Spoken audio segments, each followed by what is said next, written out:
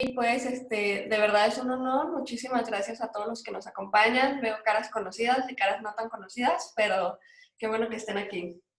Espero que todo el mundo esté oyendo bien. Sé que algunos me dijeron que tienen problemas con el audio. Si no están oyendo, salgan y vuelvan a entrar. Yo creo que eso va a ayudar. ¿Ok? Este, Voy a compartir mi pantalla para que puedan ver lo que tengo preparado para ustedes el día de hoy. Ahí ya se ve, ¿verdad? Sí, yo sí la veo. Perfecto. Pues como decía Viviana, el día de hoy vamos a hablar de un tema que la verdad me emociona muchísimo, que ha sido parte de como mi trayectoria. Este tema fue mi tema de tesis de la carrera hace 8 años, bueno, 7, 8 años, y desde ahí lo padre es que me ha abierto muchas puertas y he seguido desarrollándome en ese tema a lo largo de los años y ha sido como un desarrollo muy natural en el cual he seguido pues nutriéndolo, digamos, ¿no? Y he dado clases en el ITESO, como ya dijo ella, en centro y en distintas ponencias como las del día de hoy sobre este tema, porque es algo que me apasiona mucho y como vamos a ver al final, también es algo que creo que es una propuesta que tengo o que me gustaría algún día verme utilizada como en México, ¿no? En la industria de la moda y textil en nuestro país. Entonces, pues en general el objetivo es mostrar cómo las telas prototipo o las telas elaboradas en un telar son un material súper bueno para hacer propuestas globales y muy totales de diseño. Por ejemplo, aquí estamos viendo una colección de Viktor and Rolf del 2016, donde esta técnica es simplemente la básica, o sea, estos textiles que vemos tan elaborados que cuando no sabemos sobre cómo la elaboración de un textil parece sumamente complejo, ¿no? Pero vemos que es el principio básico textil, que es un hilo arriba y un hilo abajo, y esa es como lo que quiero hoy transmitirles, que desde algo muy sencillo, como cómo se acomodan los hilos y la conceptualización de esos, podemos lograr conceptos totales de moda.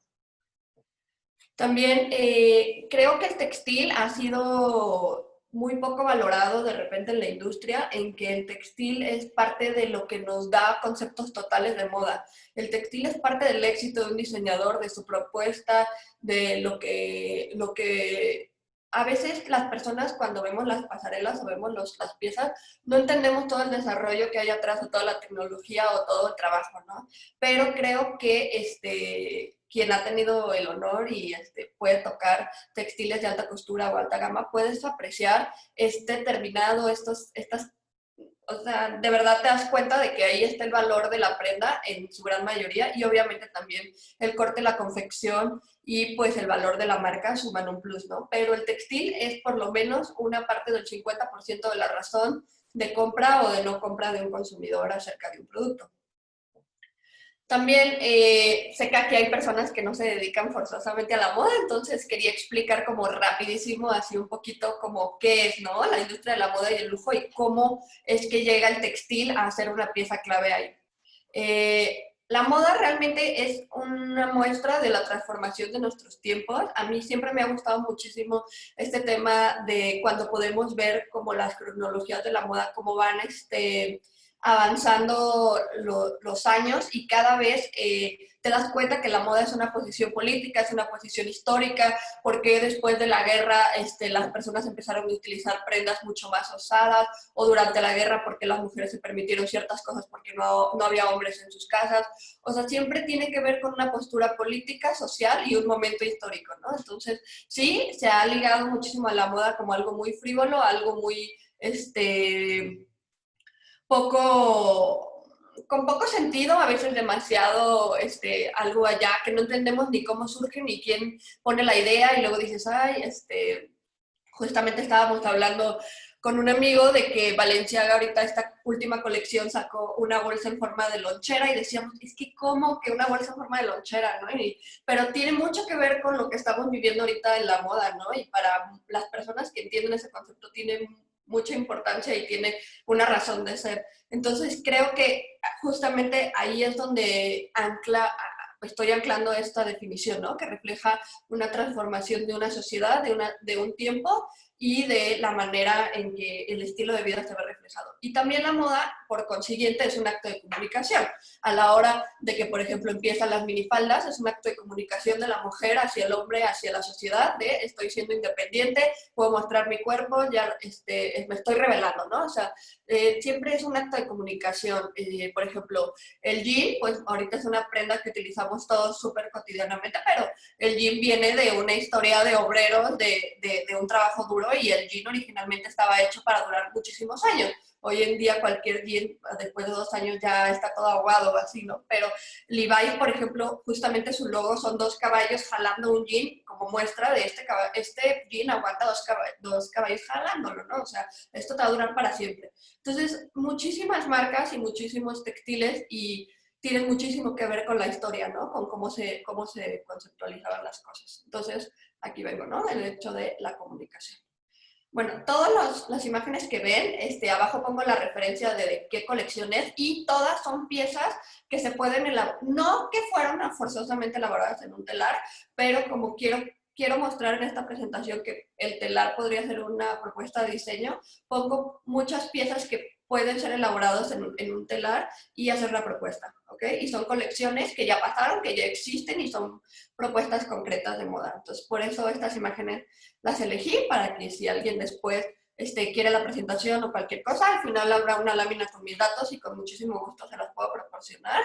Y vienen estas referencias para que vean cómo no es un concepto simplemente que a mí se me ocurrió, ¿no? Es un concepto real de algo que pasa en la industria. También, en la palabra lujo, creo que muchísima gente se confunde, ¿eh? El lujo antes era visto como un exceso, y de hecho por eso aquí vengo, ¿no? Que proviene de la palabra latín que significa exceso, y era como visto como algo muy frívolo, algo muy inalcanzable. Pero creo que últimamente, en los últimos años, el lujo ha sido algo que se ha podido como acercar más a las masas, y ha habido una gran fusión entre el prêt-à-porter y el lujo, desde como estas colaboraciones de H&M con grandes diseñadores, hasta de repente las marcas muy grandes empiezan a hacer productos un poco más, una línea un poco más económica, o simplemente, ¿no?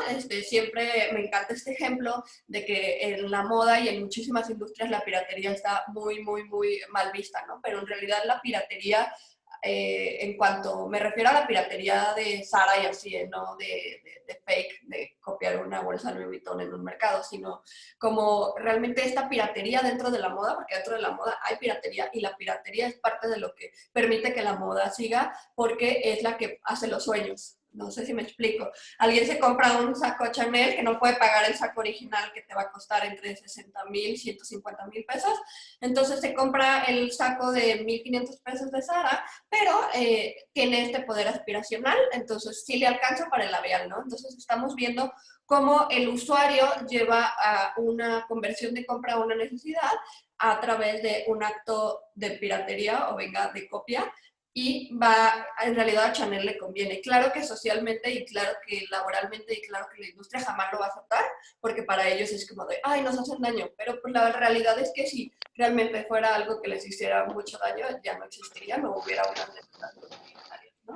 Parte de la manera en que las empresas se amparan, pues es estos megalogos que últimamente están muy de moda, donde tienes prendas totalmente brandeadas o cosas así, porque el logo sí es algo que puede estar patentado.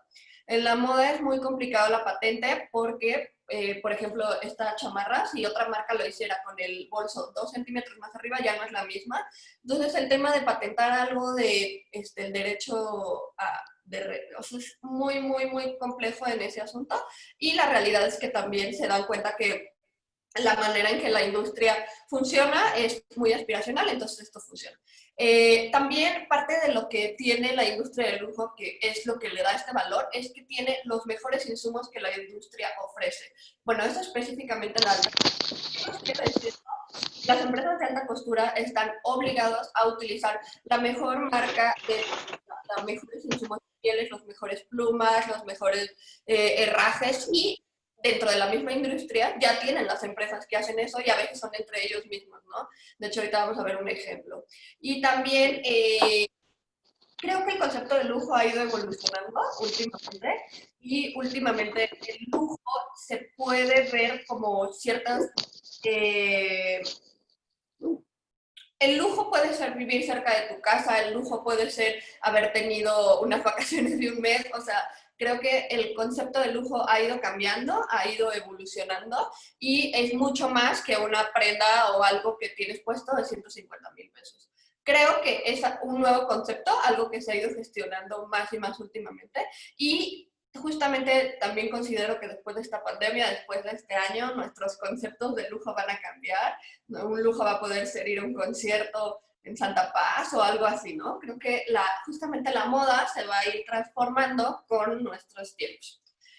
Entonces ahora ya que di esta explicación, paso como a la industria de la moda y lujo y la relación explícitamente con el textil. El textil muchas veces creo que en las escuelas de moda y en la industria se ha visto como poco valorado como una pieza clave. La elección de un textil en una prenda, en una colección, una determinada gama cromática es vital para el éxito de una marca. Entonces, es un eslabón clave para la creación y la conceptualización de colecciones enteras. Entonces, aquí también otra vez pongo ejemplos de prendas textiles elaboradas con telar. Y también me encanta como que después de la carrera y después de como todos estos años, haber entendido por fin que la moda no empieza en las pasarelas. Pasa muchísimo que a los jóvenes nos meten como la idea, la conceptualización de el día que hagas tu pasarela triunfaste en la industria, es lo que tienes que hacer, la idea de la pasarela es el éxito, ¿no? Y creo que no, creo que hay dos cosas, el antes y el después. Y el antes son mínimo 2 años de trabajo para crear una colección textil exitosa y el después es el saber vender, el cómo le comunico este producto a mi consumidor y cómo se lo vendo. Y ese es el problema, que nos venden la idea aspiracional de que la pasarela lo es todo. Entonces tienes tu pasarela y acabas así súper feliz y después estás así como, ¿y ahora quién me va a comprar, no? Y los textiles no eran los adecuados, tal vez no tienes las grandes cantidades que necesitas. Ese es un problema que muchos diseñadores nacionales tienen también, que ahorita vamos a hablar de eso, de las cantidades textiles. Tenemos el problema de que tienes la tela que puedes comprar en Modatelas, Parisina o así, que te venden de 1 a 10 metros, o después te brincas es que la compra mínima son de 100 a 5,000 metros, ¿no? Entonces, sí hay como una laguna ahí donde los diseñadores nacionales tienen que lidiar con las cantidades textiles que consiguen, y creo que ahí otra vez es esta área de oportunidad que vamos a hablar ahorita al final de esta presentación. Bueno, entonces el desarrollo textil es un diálogo entre las necesidades de la industria de la marca, la industria textil y las tendencias, ¿no? Que es lo que está pasando hoy en día y las necesidades del consumidor. Ofrecer telas diseñadas en el telar permite justamente una experimentación mucho más rica de parte de las industrias textiles hacia la propuesta que pueden dar a los diseñadores. Ahorita lo voy a explicar muy bien porque ahorita solamente es como la repasada rápida de qué va esto, pero tiene esta fusión exacta entre lo artesanal, lo hecho a mano, con un proceso semi-industrializado para las masas, y preservando este diálogo o estas necesidades que tiene cada uno de los diseñadores. Aquí, por ejemplo, vemos la colección de Chanel. Creo que Chanel es la empresa que más lo hace. Parte de su éxito es que Chanel diseña más o menos como entre un 60 y un 70% de los textiles que utiliza para sus pasarelas. Entonces, ahí, pues, ¿quién te lo va a copiar? O sea, ¿quién va a tener los mismos que tú? Nadie. Y además, puedes hacer exactamente lo que necesitas para transmitir el universo que quieres en esa colección. También el textil o la transformación del mismo, que es esto que estamos viendo del telar, es lo que puede volver algo súper básico, algo extraordinario.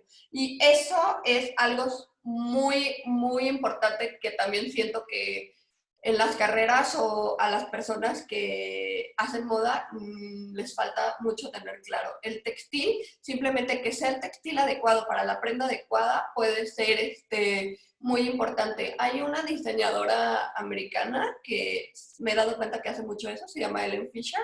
Ella utiliza muchísimos textiles muy básicos, pero una calidad excelente, con excelente caída y que se forman perfecto al tipo de cuerpo que ella vende, que son mujeres mayores americanas. Entonces, y obviamente la mujer americana tal vez tiene un poco más de sobrepeso, entonces horma perfecto, se les ve increíble y además el textil es de muy alta calidad. Entonces, esta es la idea que quiero transmitir con eso, cómo el textil puede transformar toda una conceptualización de una colección. Aquí vemos como una idea, por ejemplo, el diseñador planteó un estampado de flamingos, después la marca textil hace una propuesta y después al final cómo termina el textil en una conceptualización de ambas partes, ¿no? El derecho y el revés de la tela, al igual que acá abajo estas hojas. Así funciona realmente la industria, así se conceptualiza un textil y al final se lleva a cabo lo que necesitas. También existe obviamente la cosa un poquito más masiva o más para los pequeños diseñadores o los que no pueden estar tan involucrados en el proceso exactamente, que son estas ferias textiles del mundo. La más importante es esta llamada Premier Vision.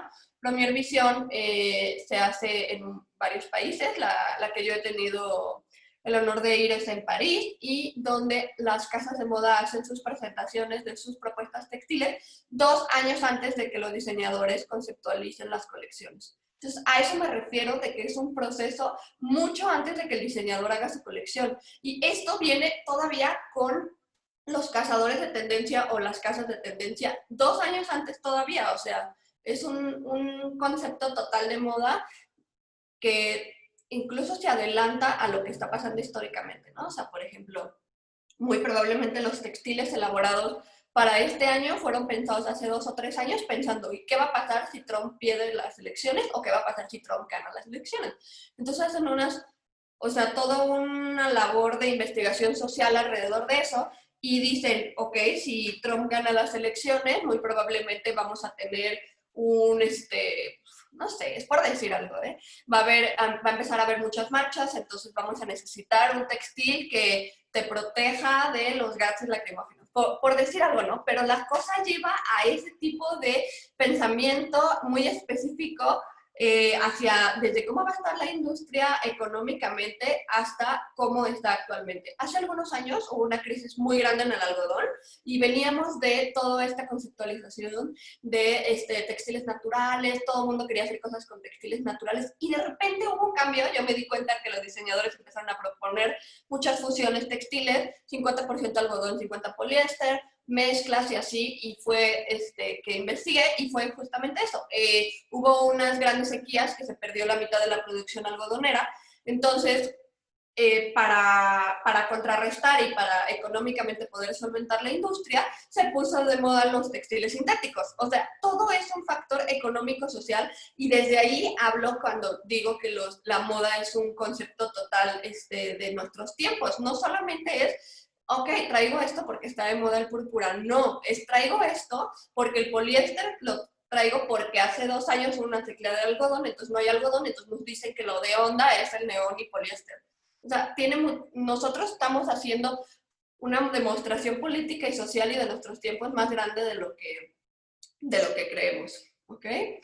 Bueno, el diseño de telas tiene 3 grandes bases que son lo más importante. La tendencia son estos libros de tendencia como el que vemos aquí abajo. Literal, los libros de tendencia te los hay agencias que se dedican a eso, que como les comentaba, 2 años antes del desarrollo textil, van viendo que está de moda, tienen todos estos famosos cool hunters que van por la calle tomando fotos de qué está usando la gente, qué está pasando, qué movimientos sociales están ocurriendo, qué colores podrían estar de moda para el otro año. Claro que Pantone lleva súper la bandera haciendo el color del año, van viendo, ok, ya hace 2 años pusimos neón, hace 5 pusimos pasteles, ya nadie se acuerda de los pasteles, hay que volver a poner los pasteles. O sea, es un proceso donde es económico, obviamente, social, y además se mezcla con la personalidad o la esencia de marca de una marca, ¿no? Por ejemplo, por poner un ejemplo aquí. La tendencia es La tendencia es el pastel. El tema va a ser, por ejemplo, cuando Moschino sacó su colección de Barbie. El tema va a ser Barbie y la gama cromática pues van a ser todos los colores rosas de Barbie. Entonces, como que cada diseñador lo va bajando como quiere, pero cada uno es diferente, tomando las mismas bases. No sé si me voy a entender, pero por ahí va la cosa. Entonces, el diseño de telas es esta mezcla de las necesidades.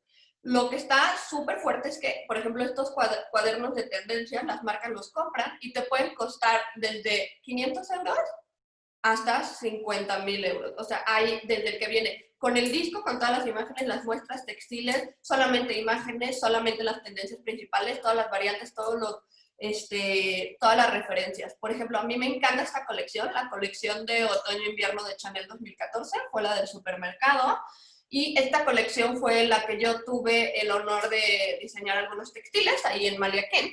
Entonces era totalmente una conceptualización donde estás elaborando tu textil y te ponen un cartón de huevos, te ponen la caja de leche y tú como que dices, ¿cómo voy a pasar esto al textil, no? Y es algo totalmente conceptual donde nos mandaron a decir que Karl Lagerfeld quería justamente las líneas de como los pasadizos de los supermercados y los bloques de color que se generan por los productos, ¿no? Entonces aquí lo vemos un poquito, en los textiles tienen muchas líneas, tienen muchos bloques de color, claro que aquí otra vez vemos, está la fusión de la tendencia del bloque de color junto con el tema de él, que es el supermercado, y después viene su marca, porque no vamos a dejar Chanel de fuera. Si se fijan, el textil de la izquierda tiene las insignias de Chanel en el mismo textil, o sea, no solamente estamos viendo un textil con una tendencia hecho a mano, sino que además trae el logo de la marca, ¿no?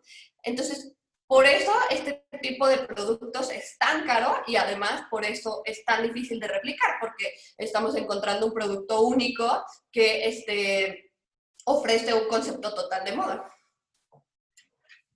Rápido, a mí me encanta esta tabla porque cuando entendí como el proceso del textil, pude entender como la complejidad y todo, o sea, como entender que un textil lleva muchos procesos, creo que es algo que muchas personas no lo entienden. Primero se necesita la materia, o sea, es la fibra, que por ejemplo viene siendo el algodón, la seda, el poliéster, en caso de que es una fibra artificial. Después la hilatura, ¿qué es la hilatura? Cuando de la materia prima se convierte en un hilo, se va girando y se convierte en un hilo. Y después el ligamento es la base, ¿no? La estructura, el entramado que vamos a tener del textil. Y finalmente, el diseño de la trama, es la historia. A mí por eso me encanta la palabra de entramado, porque es una trama. Entonces, es un poco en la manera en que yo lo entendí. Y también creo que a partir de entender esta tabla es que puedes entender el valor textil. Por eso cuando compras prendas que te cuestan 99 pesos y cosas así, es donde dices, es que cómo los primeros pasos del valor textil, ¿cuánto cuestan? ¿Cuánto cuestan la persona que las hace? ¿Cuánto cuestan la conceptualización de ese producto? Creo que ahí es donde el usuario se puede empezar a dar cuenta de si hay tratos dignos o una industria bastante esclavizante atrás del producto que está comprando. Bueno, esta foto yo la tomé, es uno de los telares donde estaba trabajando para Chanel. Como se fijan, tiene toda esta onda del tweed. Y vuelvo como al tema del telar. El telar es esta herramienta que me emociona muchísimo porque es una herramienta que tiene entre 6.000 y 10.000 años y sigue funcionando exactamente de la misma manera en que se utilizaba. Claro que la manera en que inició un telar muy probablemente eran dos ramas y la mujer ponía los hilos y empezó a darse cuenta que el entramado entre los hilos generaba algo más rígido para poder cubrir ¿no?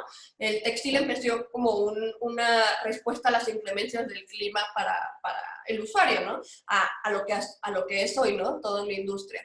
Entonces, aquí vemos una imagen de esta pintura donde vemos un textil de tapicería y del otro lado una máquina industrial de textil hoy en día. El textil puede ser horizontal, vertical, o sea, vemos muchísimos. En México conocemos muy bien el textil horizontal, que justamente son los telares de cintura que tenemos en muchas comunidades indígenas de México.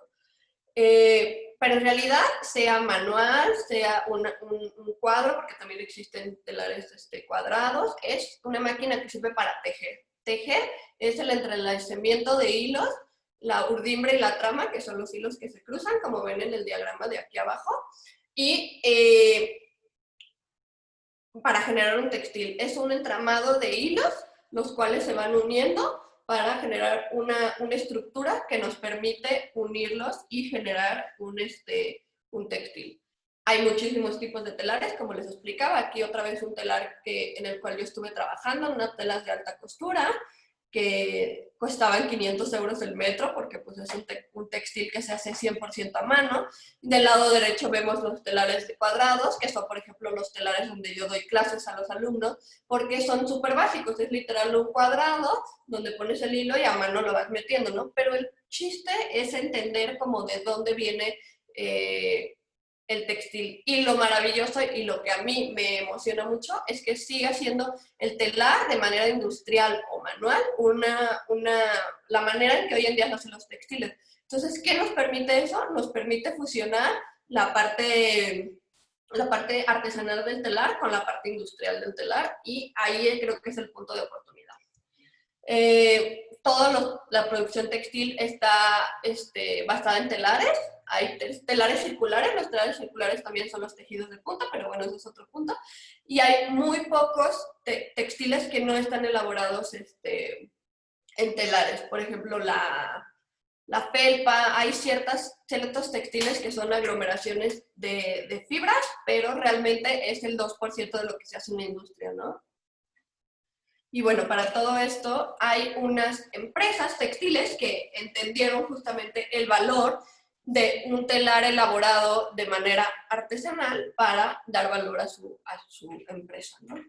Entonces, volvemos, ¿no? Pongo otra vez esta imagen de la colección de Viktor and Rolf de Couture 2016, que me encanta porque a pesar de que aquí vemos que es algo que no es replicable, es un textil 100% hecho a mano, es una propuesta de moda, y es una propuesta real, actual, y es una propuesta que hizo un diseñador que tiene también una conceptualización total de productos y de moda. Entonces, si ya estamos en eso, es que sí, esos diseñadores, por eso pongo ejemplos como diseñadores tan grandes como para decir, si esos diseñadores lo hacen, ¿por qué no lo estamos haciendo en la industria nacional mexicana? Los textiles de semilujo o los textiles de lujo son estos textiles elaborados de manera artesanal en el telar y que después se pueden ya sea utilizar así como están, que es lo que ahorita vimos en Viktor and Rolf, o se pueden codificar y convertir en conceptos de textil. Ahorita lo vamos a ver más. A mí me gusta mucho que lo que ha logrado es que la industria internacional utiliza estos textiles para la alta costura, el prêt-à-porter y las marcas de lujo, y obviamente como tal las variantes que hay ahí, ¿no? Las dos marcas principales que hacen telas prototipo en telar tradicional y las industrializan o las utilizan así como tal son Maison Lesage o Malia Kent. Ambas son creadoras de casi todos los textiles que utiliza Chanel en sus colecciones. Como les decía, ya juntas yo creo que sí, más del 90%, sobre todo las colecciones de alta costura. Y es el cliente que los llevó a la rivalidad.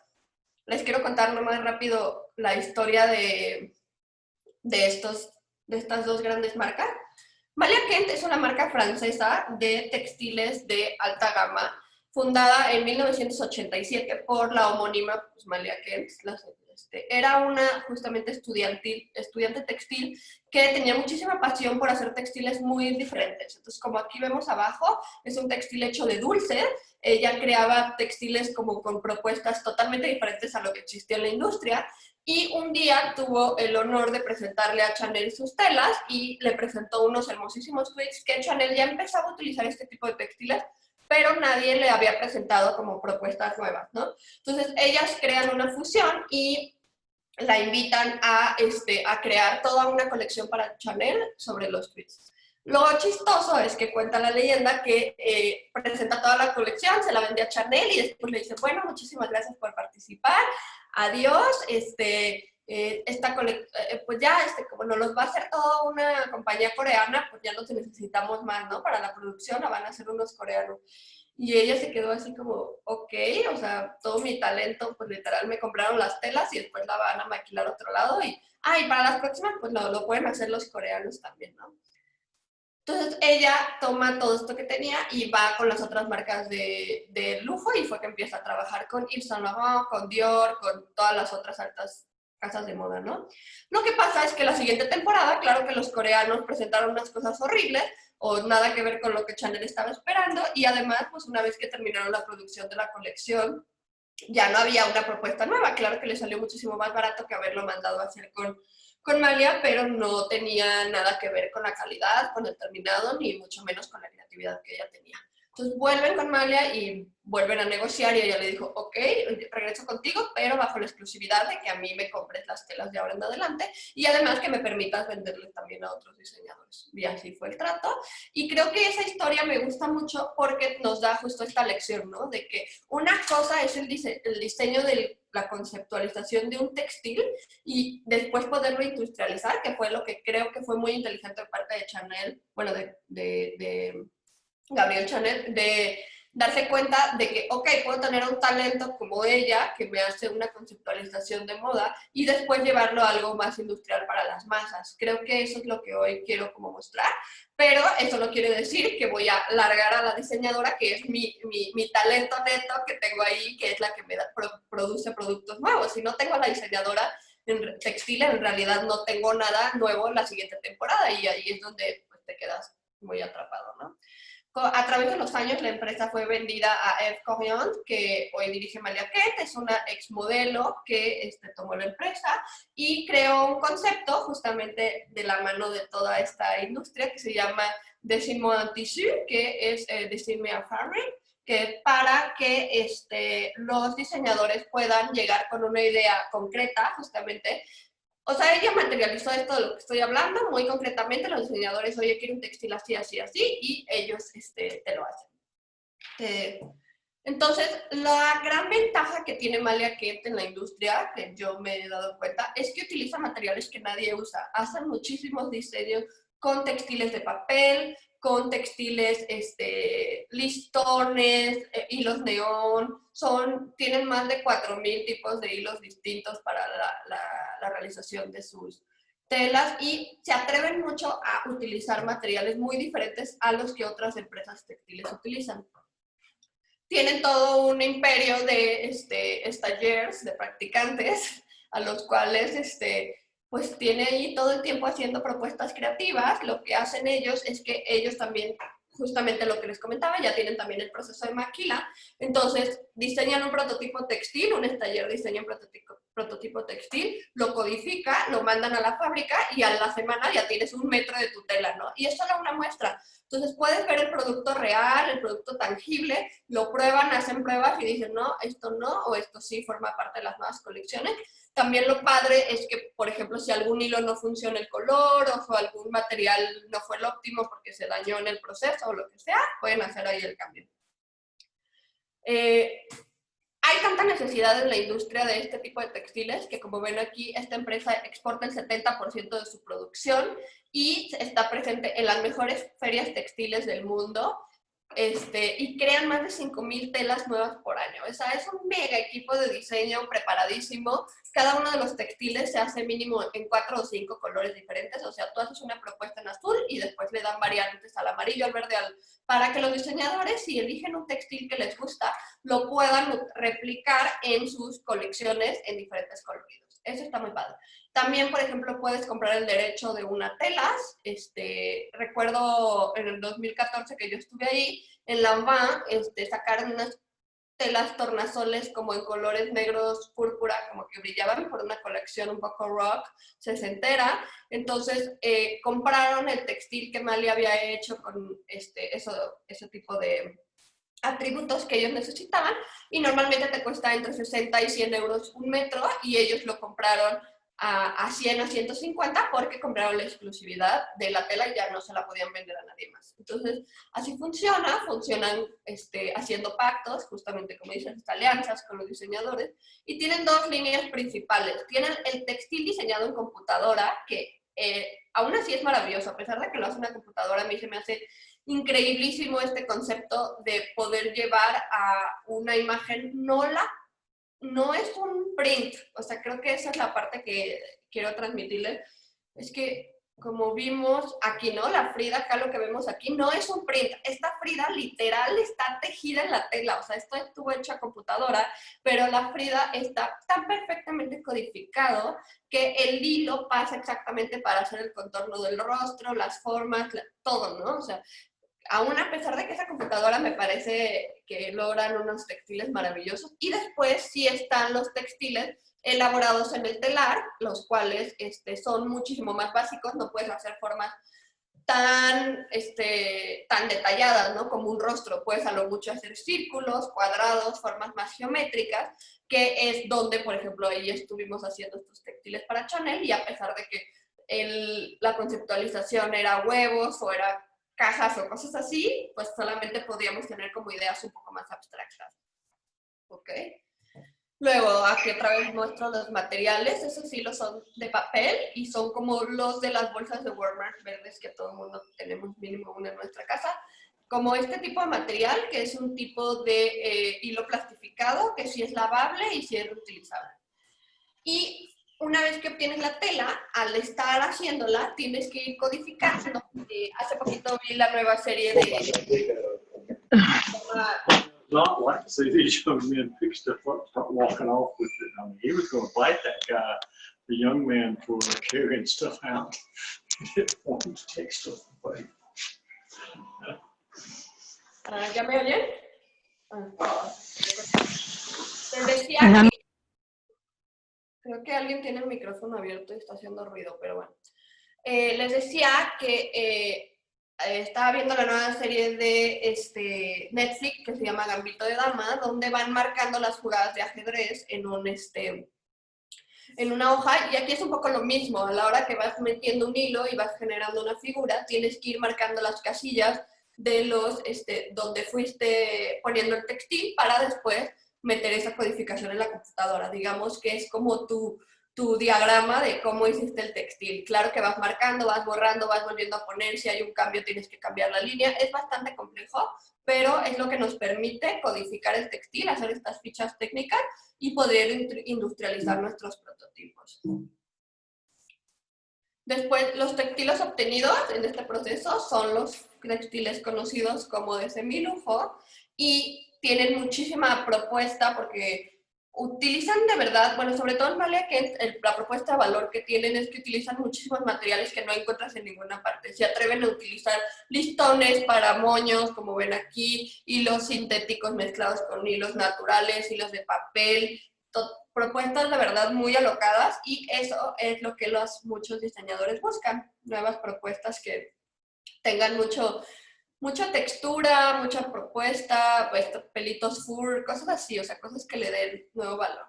Y las marcas que utilizan estos textiles cada temporada son al menos 10 o 20, siempre estoy como detectando quién utiliza esas cosas.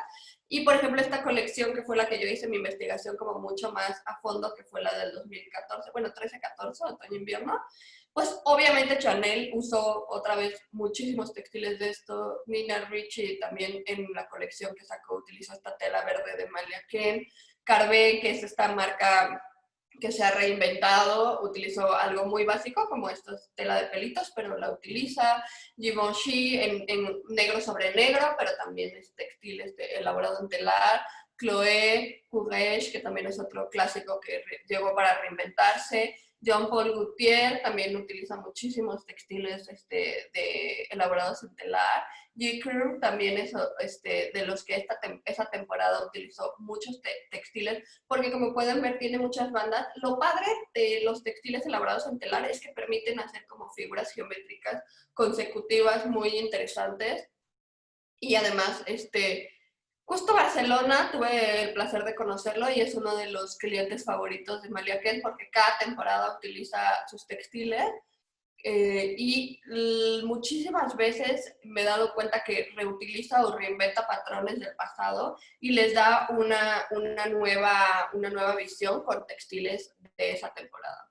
También esta famosísima marca de jeans que se llaman 7 of All Marking, también hizo una colección de la mano con Malia Kent para crear estos jeans y estas chamarras que tenían aplicados textiles elaborados en el telar. Millie también. Esta marca inglesa hace muchos bordados y aplicaciones doradas y encontró en esta colección, obviamente de 2 años antes de Malia Kent, pues lo que necesitaba para su nueva colección. Isa London también es una diseñadora que se volvió muy famosa porque es utilizada por la familia real inglesa. Y Praval Guru, que ya habíamos visto esta colección, que me encanta porque utiliza los medallones, bueno, como las líneas de medallones de las colecciones elaboradas en telar. Y para la segunda empresa que utiliza que elabora textiles elaborados en el telar, es esta, ¿no? Es Lesage. Lesage es una casa textil especializada en bordados y abadorios, fundada en 1924 por François Lesage. Él era un bordador con este tipo de agujas que se llama bordado Luneville. Es el tipo de bordado de alta costura. De hecho, hoy en día puedes tomar cursos ahí. Cuestan una millonada, son una maravilla de cursos, pero puedes aprender a bordar como todos estos textiles que tienen en Chanel y las empresas de alta costura.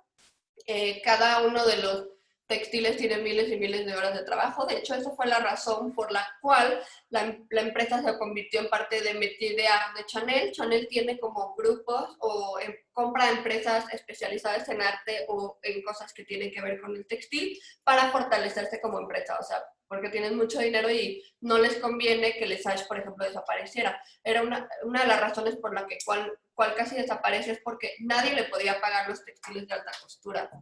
Muchísimos textiles de alta costura y las colecciones enteras de alta costura acaban en bodegas. Es muy triste escuchar esto que estoy diciendo, pero son un escaparate. Las pasarelas de los diseñadores, y sobre todo los de alta costura, muchísimas veces son un escaparate, el momento de RP más grande de las marcas. Entonces utilizan este escaparate para vender y con eso venden cosas más chicas. Vuelvo otra vez al tema, ¿no? De creas una aspiración, creas una tendencia, muestras cuál es tu concepto, cuál es tu trabajo y con eso vas a vender labiales, vas a vender bolsas, vas a vender productos mucho más económicos para las masas. Entonces, para ellos, pues, económicamente pareciera que es rentable. Y sí, lamentablemente esas prendas maravillosas, hermosas que vemos que todos queremos, muy probablemente acaben en una bodega, porque las marcas de alta costura tienen un catálogo de máximo 30 clientes a nivel mundial que pueden permitirse esas prendas que tienen esos precios. O sea, te puedes comprar un abrigo de $500,000 y pues, o más, muchísimo más, depende del terminado, los materiales. Y pues la realidad es que quien se puede permitir eso pues es muy poca gente. Entonces, esta casa de bordados sobrevivió debido a que fue comprada por Chanel y a partir de ahí, pues para Chanel también fue una gran ventaja porque puedes darte rienda suelta a lo que quieras hacer estos tweets maravillosos que tienen, empezar a utilizar otros materiales. Mira, si se fijan aquí, este textil estoy segura que fue hecho en Malia Kent porque tiene estos injertos de pequeños, como bielter de florecitas, que es algo súper de Malia, como incorporar ese tipo de cosas. También se permiten utilizar listones, materiales y tienen ellos también todo un equipo de personas con los telares haciendo esto. Y pues también todo el lado del bordado de alta costura es fuertísimo y hacen con aguja convencional y con el bordado Luneville, que es su especialidad. El tweed, claro que es lo que vamos a encontrar casi siempre porque hacen muchísimos materiales para ellos. Muy probablemente también trabajen para otras empresas de alta costura, pero en cuanto al telar, aquí sí es algo bastante exclusivo de la casa de moda. Y el bordado, pues tienen toda una colección enorme de shakiras, materiales, referencias. También parte de lo que les comentaba de que las colecciones de alta costura acaban en bodegas, muchísimos los sirven muchísimo como un catálogo, van muchísimo a ver referencias de que hicieron años antes, ahora que por ejemplo vemos, oye, esa chamarra yo ya la vi, la sacó tal marca en los 60s o los 70s, las marcas se reciclan mucho, incluso dentro de las mismas marcas hay personas que se dedican a comprar muestras o a ir a bazares vintage o cosas así, a comprar muestras. Y, por ejemplo, he visto en Chanel o en Balmain una réplica de una chamarra Prada de los 60 en las colecciones de los años pasados o así. O sea, siempre se está reinventando. El ser humano no va a cambiar físicamente, creo mucho. Entonces nos vamos a seguir poniendo pantalones, camisas, chamarras, así. Entonces la estructura es siempre la misma. Vamos a seguir utilizando corporalmente la misma estructura. Entonces, ¿cómo reinventas esto que ya está inventado de otra manera? A mí es lo que me parece maravilloso y tampoco le veo nada de malo a reutilizar cosas del pasado. Me parece increíble ahorita toda esta estética sesentera, setentera que está súper de moda y obviamente varios guiños de los 90 que ¿cómo se dice? La añoranza o todo esto que nos remite, por ejemplo, a mi generación, las cosas de los 90, es súper rentable. O sea, vender cosas que extrañamos, vender cosas de la niñez, siempre va a ser algo muy rentable. Y bueno, ya, pasando a la industria en México. La industria en México, los diseñadores no utilizan este recurso como tal al 100% porque no es algo que existe a nivel nacional. A nivel nacional existen dos opciones. Bueno, tres en realidad. Ir a las comunidades y comprar textiles elaborados ahí, que va a ser en pequeñas cantidades, o al menos que llegues como a un acuerdo con alguna comunidad entera que te pueda maquilar un poquito más de cantidad y comprarle sus textiles. Segundo, utilizar como el rollo mexicano, más como vemos aquí en Yacaputa, en bordados, en aplicaciones, en terminados y cosas así. O simplemente lo que muchísimos diseñadores tienen que hacer, que es ir a comprar las mayores cantidades de productos de tela que puedan de un modelo que les sirva para su colección y decir, por eso todos los diseñadores nacionales te dicen es prenda única, es el único que tengo, edición limitada. No creen que es porque les gusta, porque claro que la rotación y la cantidad de trabajo es mucho mayor, porque tienes que volver a diseñar con un nuevo textil, tienes que volver a tomar una foto, tienes que volver a hacer un shooting. Es mucho trabajo para los diseñadores estar rotando tan rápido sus colores y su producción.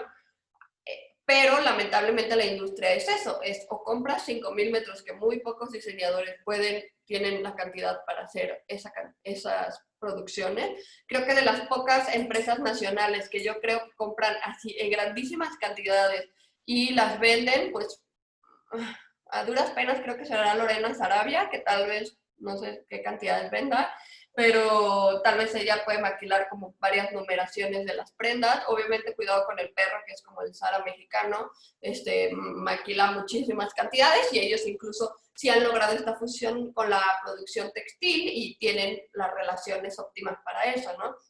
Pero ¿qué pasa con los pequeños diseñadores? Están atados de manos en cuanto a, ¿quiere una propuesta nacional? Sí, tal vez algunos obviamente no quieren ser muy literales, quieren una nueva propuesta de diseño, pero ¿cómo la hago? Entonces voy a enseñarles como los que a mi modo de ver más representan y más podrían utilizar el textil de esta manera. Primero tenemos a Yacampó. Carla Fernández también creo que lo ha logrado bastante bien en el aspecto de que ha logrado como cómo paso conceptos o cosas que son mexicanas a un universo más, más global, más fácil de entender y más ponible, ¿no? Más universal. Casilda Mud también me gusta mucho, es una marca más chica, es de Chiapas, pero Casilda Mud sí, realmente ella sí trabaja de la mano con artesanos, bordadores y, por ejemplo, hace mucho plisado, que también en Chiapas es algo muy típico, pero sí me he dado cuenta que los textiles no son elaborados forzosamente en México debido a ese problema que tenemos en la industria, que es que no hay grandes cantidades para los diseñadores pequeños. Sandra Weil, tuve la fortuna de estar trabajando ahí con ella durante 8 meses y ella es de las pocas a nivel México que utiliza telas de Malia Kent para sus textiles. Fue grato ver cómo podemos tener, a pesar de que ella es peruana, no es mexicana, pero vende en la industria en México. Es de las pocas diseñadoras que creo que ya tiene un público cautivo de muy buena posición económica, pues debido a a que tiene todo este público judío que está muy en búsqueda de nuevos productos y sí la apoyan mucho, ¿no? Entonces, ella utiliza telas de Malia Kent. Les digo que fue muy curioso para mí que yo salgo de Malia Kent, entro a trabajar con Sandra y de repente me entero que tengo que estar hablando con mis ex colegas para comprarles telas para el nuevo lugar donde estoy laborando, ¿no? Entonces, ha sido como estas fusiones muy bonitas de ver que en México sí se aprecia ese tipo de textiles y se puede comercializar. Son extremadamente difíciles de coser. Creo que es el único detalle que yo le veo al textil elaborado en telar y la preparación de la industria, es que acá son personas que tienen muchísimos años en la alta costura, jefas de atelier increíbles, donde están preparadas, totalmente preparados para ese tipo de textiles difíciles, y creo que la industria nacional de repente no está tan preparada para estos textiles tan complejos, pero bueno, eso es otro tema. También Trista ha sido de los pocos diseñadores que yo he visto que tienen como esta utilización de textiles más nacionales y les gusta mucho utilizar materiales alternativos. Y finalmente, pues en el marco de esta exposición que ahorita está en el MAS sobre Julia y Renata también ha sido de las pocas diseñadoras que han tenido este escaparate a nivel mundial de una propuesta de diseño más global y que han logrado triunfar, ¿no? En el mundo entero. Y ellas muchas veces las he visto que han tratado de incorporar cosas mexicanas. Por ejemplo, aquí vemos que están utilizando un chal, un maxi chal, elaborado muy probablemente artesanalmente en México. Pero en cuanto a sus textiles, otra vez volvemos, como necesitan hacer cantidad, necesitan hacer tallas, generalmente son lienzos muy grandes, aparte los telares en México no te permiten hacer telas muy anchas, se complica todo, ¿no? Entonces, finalmente, como para ir concluyendo, creo que lo que quiero decir en todo esto es que el telar tradicional es totalmente una herramienta para el diseño, se ha adaptado a nuestros tiempos, es la herramienta que lleva desde hace 10.000 años con nosotros y se pueden elaborar pequeños prototipos codificados para crear textiles que se puedan democratizar. Y es un área de oportunidad en México enorme. En México tenemos muchísimas cosas en las cuales podríamos ser potencia mundial. Me encanta un ejemplo donde México tiene la mayor biodiversidad de cactus del mundo y sin embargo México no es el principal vendedor de cactus del mundo. Es China, porque se ha llevado todas las especies de México para allá. Saben que los cactus y las suculentas son sumamente fáciles de reproducir y simplemente cortan una parte y las van reproduciendo. Y China nos vende a nosotros casi todos los cactus que encontramos en los viveros, en Home Depot, en todas esas cosas, y es donde da tristeza decir, es que México tendría que ser la potencia mundial de venta de cactus, ¿no? O cosas así. Y creo que México tiene todos los recursos para ser una potencia mundial en venta de textiles de semilujo elaborados en el telar. Si alguna empresa textil lograra una fusión, ya sea con un diseñador o con una comunidad de diseñadores, no digo que tienen que ser forzosamente personas indígenas que propongan los mismos textiles que se hacen en México, no tiene que ser esa fusión, puede ser esa fusión, si a alguien le funciona, a mí me parecería maravilloso una empresa. Hay una empresa española, por ejemplo, que elabora textiles así, propuestas textiles, y solamente contrata personas con discapacidad motriz y cerebral, porque dan una propuesta totalmente diferente a los patrones textiles, a las ideas textiles, ¿no? Entonces, aquí otra vez lo mismo, es cómo le damos ese valor en México al textil. Y pues, creo que hoy en día no todas las industrias textiles pueden tener acceso a estas telas por los precios, pero si estas telas se hicieran a nivel nacional con alguna empresa textil, digamos Caltex, que por ejemplo es de las principales empresas textiles en nuestro país, podríamos tener una industria que aporta un valor a nuestro país y además a los diseñadores nacionales.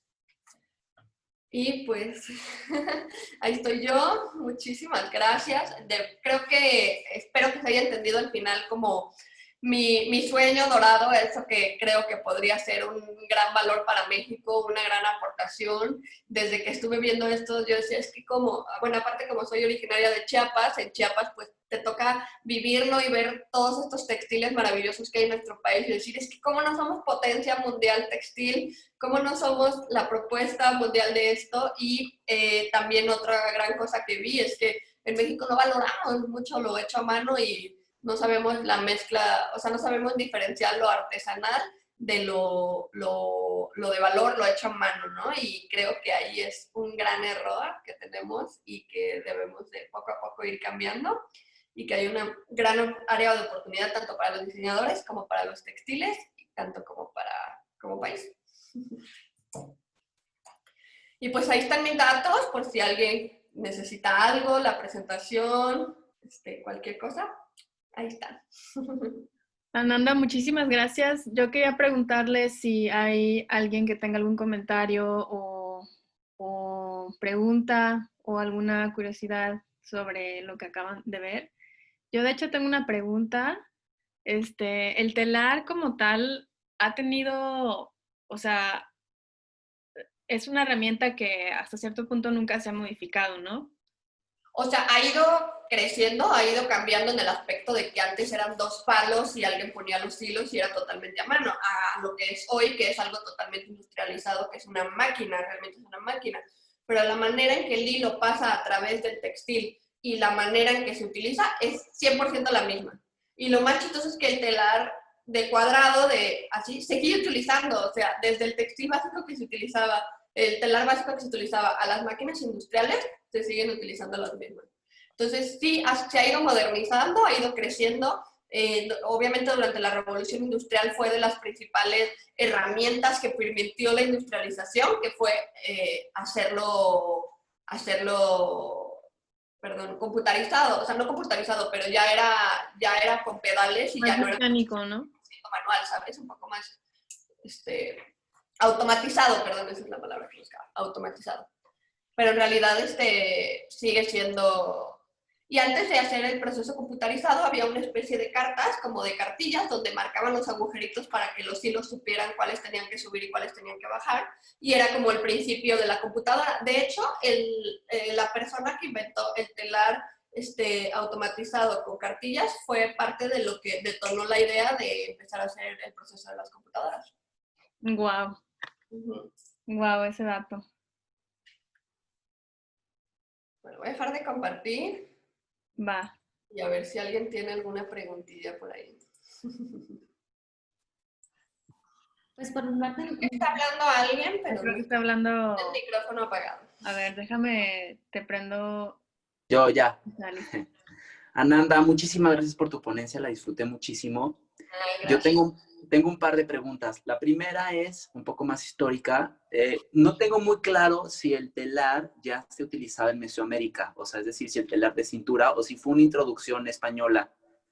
No, el telar, de hecho, no se sabe exactamente dónde inició, pero la pelea está entre Asia y Latinoamérica, o sea, Mesoamérica, o sea, se cree, el telar más antiguo fue encontrado en Oaxaca, México, y Okay. Wow. más o menos tiene como 7,000 años, pero también se han encontrado en Asia más o menos entonces no se sabe exactamente dónde empezó primero, pero es algo totalmente de por acá. Sí. Ya, buenísimo. Tiene todo el Muchísimas sentido, gracias. ¿no? Porque de alguna forma por ahí gente en Asia fue la primera que llegó, ¿no? Como por el estrecho aquí, entonces como que Exactamente. puede tener sentido esa conexión. Más bien, esta duda era porque visitando un poco como las culturas andinas, la riqueza de telar que tienen ellos, especialmente las piezas prehispánicas, son como muy contrastantes en comparación con las de Mesoamérica, ¿no? Creo que es una cuestión más de materiales, ¿no? Porque justo tenían ellos la alpaca y esto les permitía como otras exploraciones. No sé si en México o en Mesoamérica utilizaban qué tipo de material orgánico para hacer sus prendas o sus telares.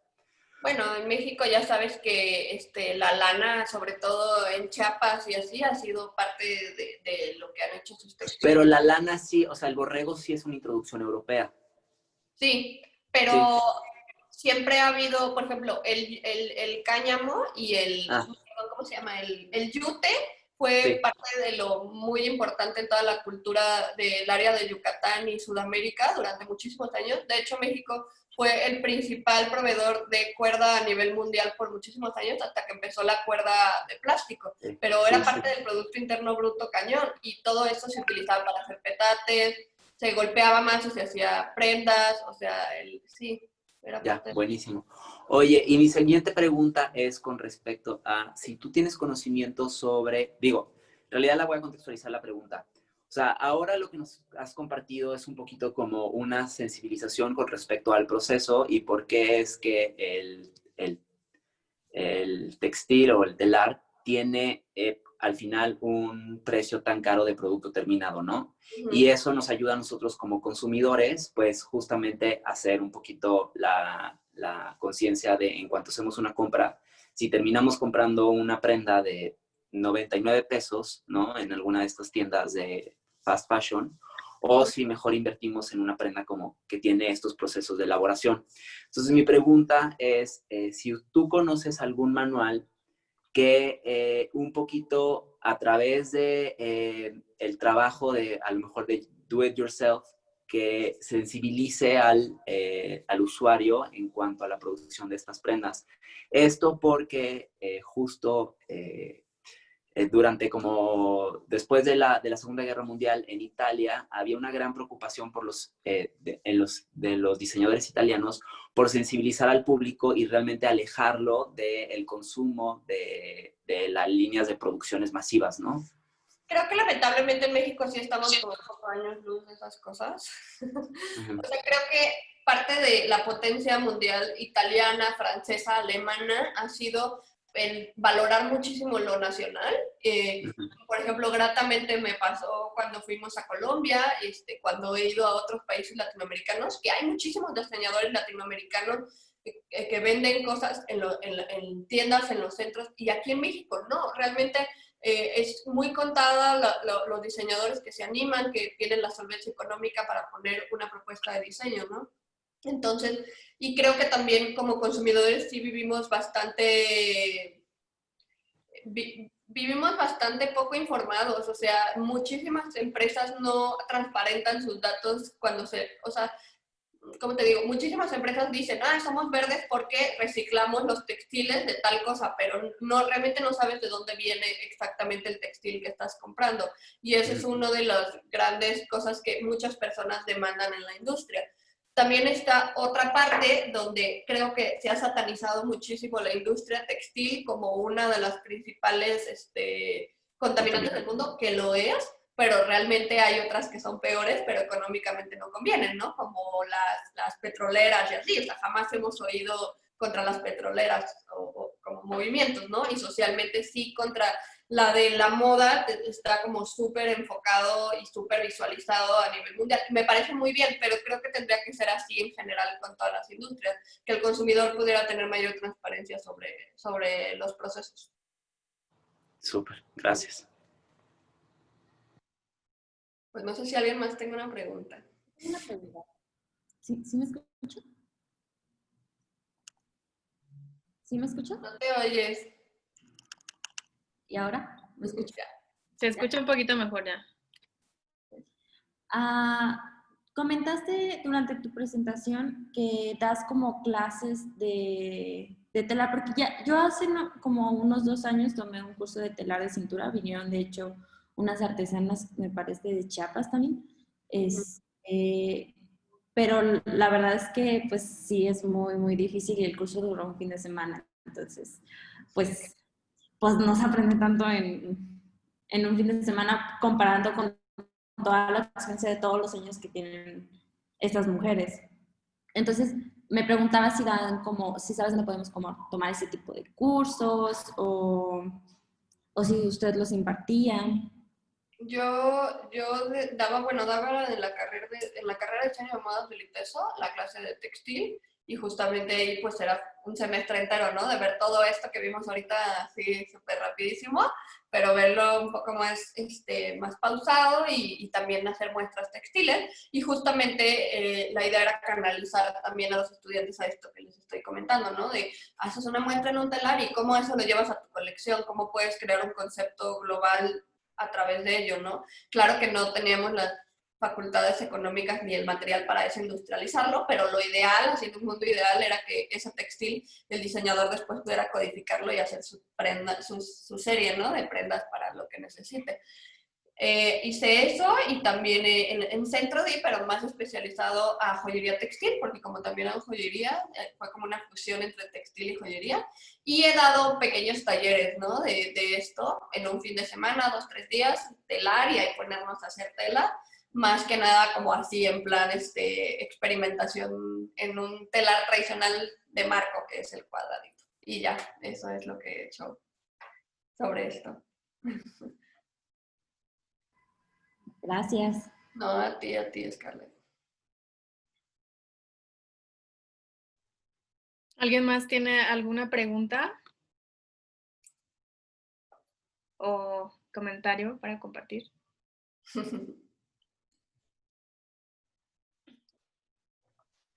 Hola a todos, yo soy Nancy, aquí rapidísimo.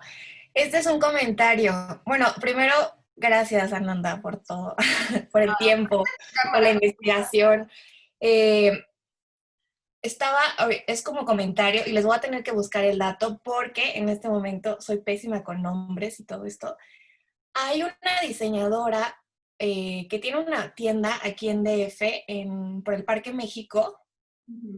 Usa mucho textil tradicional. Y ella hace unos, ¿qué será? 8 o 10 años, tuvo una expo donde capacitó a las indígenas me parece que era Oaxaca, en donde les pidió hacer un ejercicio de diseño y de abstracción. Entonces lo que tenían que hacer era fotografiar sus alrededores, es decir, o sea, si ellas salían y veían una casa y un anafre, era eso, ¿no? Órale, esto es lo que yo veo, esto es lo que me gusta, ¿no? Les dio camaritas digitales y iban y tomaban cosas, ¿no? O si veían flores, bueno, flores, o si veían sus niños corriendo, o sea, como que lo que sea que les inspirara, ¿no? Después de eso, les pidió hacer dibujos mediante esas fotografías. O sea, esto es tal cual un proceso de diseño de pe a pa, ¿no? Pero me imagino que express, ¿no? Y luego después de eso les pidió sacar una gama de color. Después de esa gama de color, elegían hilos o hilazas o, ¿no? O sea, lo que sea que tuvieran esos materiales. Y con eso hicieron un telar. Entonces, esto era una cosa, les voy a pasar, voy a buscar todo, se lo voy a mandar a Nanda y que Nanda nos lo comparta después, o ustedes la siguen en sus redes, no sé. Entonces, ellas terminaron con unos telares, ajá, o sea, sí, ¿no? Sí, o sea, con unos lienzos de, no sé, de 1 metro por 2 o una cosa así, y tuvieron una exposición aquí en la Ciudad de México. Yo no sabía ni de este proyecto, conozco a esta diseñadora porque conozco la tienda que es muy famosa aquí en Parque México, pero no sabía de este proyecto, y el proyecto se me hace bellísimo, y creo que es un primer intento por hacer que el textil tradicional sea como el de Malia Kent, o sea, donde ya no nada más estamos tejiendo lo que llevamos tejiendo desde hace siglos, sino ya había un poquito más de intención y además era un diseño, además creo que a la gente le podrían comprar estos textiles carísimos, porque son diseños de ellas, o sea, aquí nada más hubo una persona que las organizó y que las orientó en lo que es un proceso de diseño. Sin embargo, estos textiles yo creo que sí deben de ser una cosa invaluable. Me parece que se subastaron y terminaron cosas muy interesantes. Entonces, sí voy a buscar todo esto, les voy a buscar el podcast de donde me enteré. Por ahí viene ¿cómo se dice? Por ahí debe haber un blog donde viene todo este recorrido que hicieron las indígenas y creo que es maravilloso y creo que si pudiéramos hacer algo así, ¿no? O sea, yo creo que, yo como no soy experta, la verdad, no me metería en algo así, pero digo, sí habría que ver cómo juntar esfuerzos para pues para que los diseñadores tengamos telas increíbles y de calidad y que sean O sea, mexicanas. es justo lo que yo digo, no sé cómo se resolvería, pero Exacto, yo tampoco.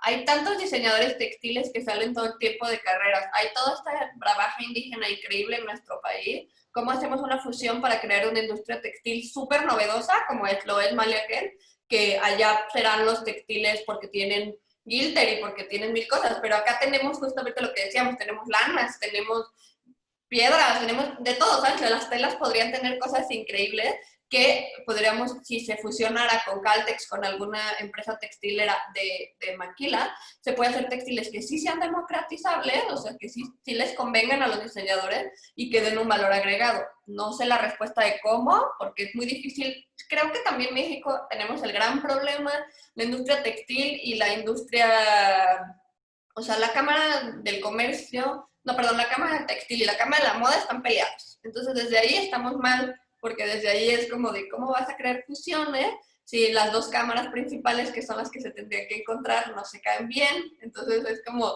es que no es que te caiga bien, es que tienes que trabajar con el otro punto, ¿no? Y de repente en nuestro país pasan ese tipo de cosas. Creo que ahí es un poco Sí, la no, problemática, ¿no?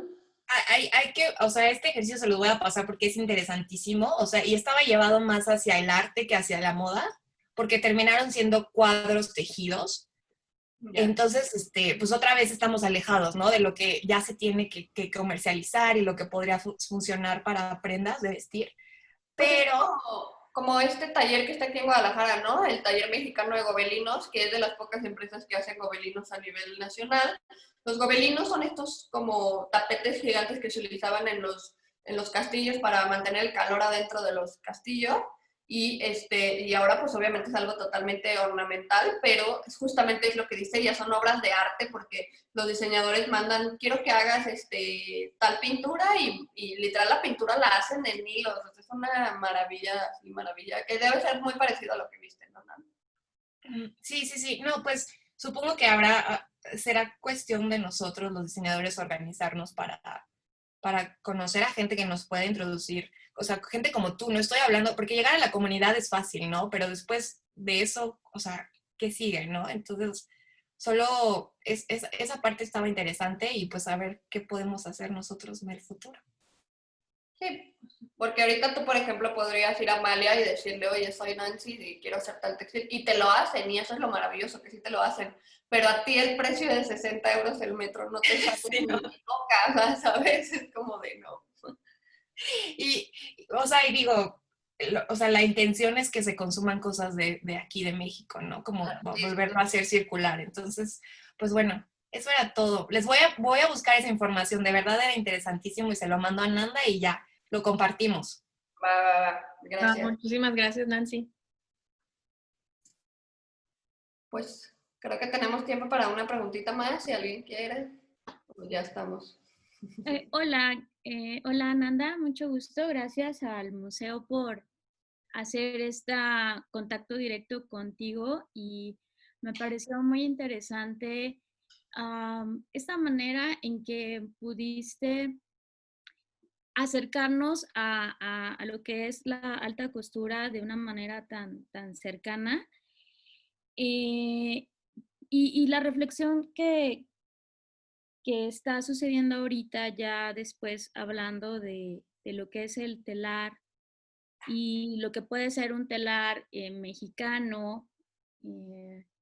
Mi pregunta es que ya desde el momento en que dices que las cámaras tienen como diferencias para poder trabajar en colaboración y contribuir con eso al desarrollo de la industria textil, mi pregunta es, ¿a quién habría entonces como que capacitar para que estos productos que se mueven entre lo artístico y lo funcional pudieran ser consumidos por los propios mexicanos? O sea, obviamente hay como una serie de problemas, ¿no? No solamente como